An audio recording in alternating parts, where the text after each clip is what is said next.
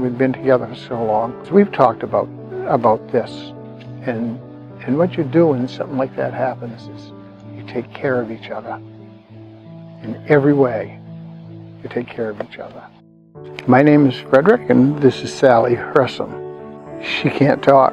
She can write, though, and can hold it up. People can read it. I was born in Bath 73 years ago, lived there all my life. She was born in Biddeford, and she grew up there until she was 10, then they moved to Brunswick, and then she moved to Bath, and that's where I ran into her.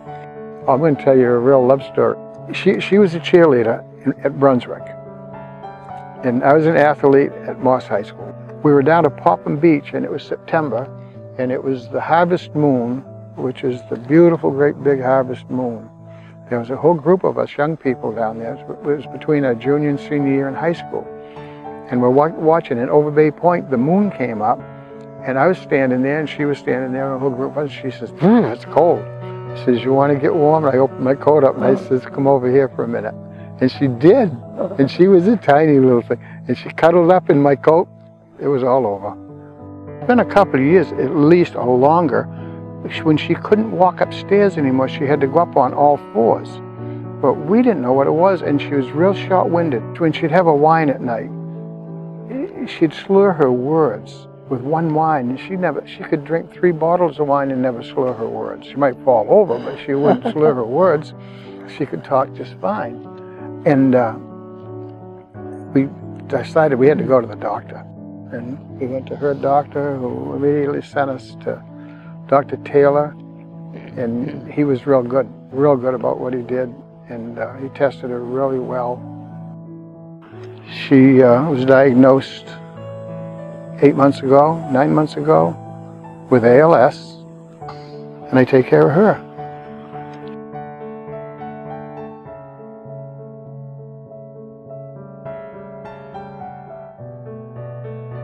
In the beginning, it didn't impact us much because she was still walking and she was still talking. We went to the clinic.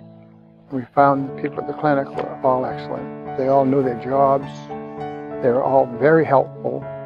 The ALS people are very helpful. They're delivering a wheelchair today and another commode today for us.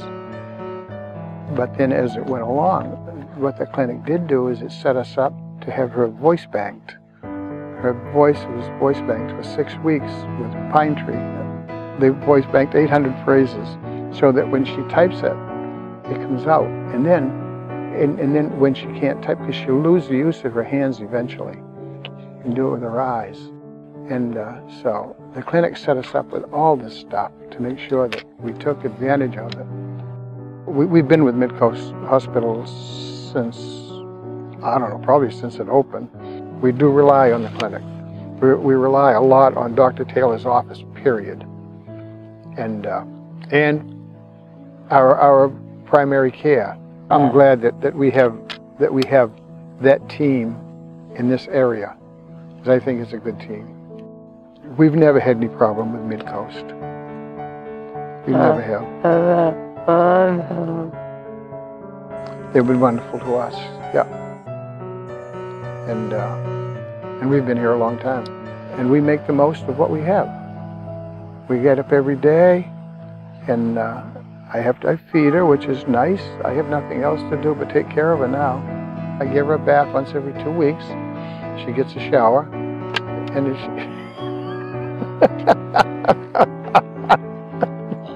because she doesn't have any strength in her hands.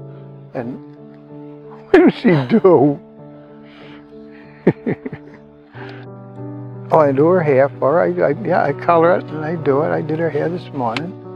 Sometimes we have little arguments on the things, but that's bound to happen. Yeah. It's like having a doll, like you're dressing and undressing.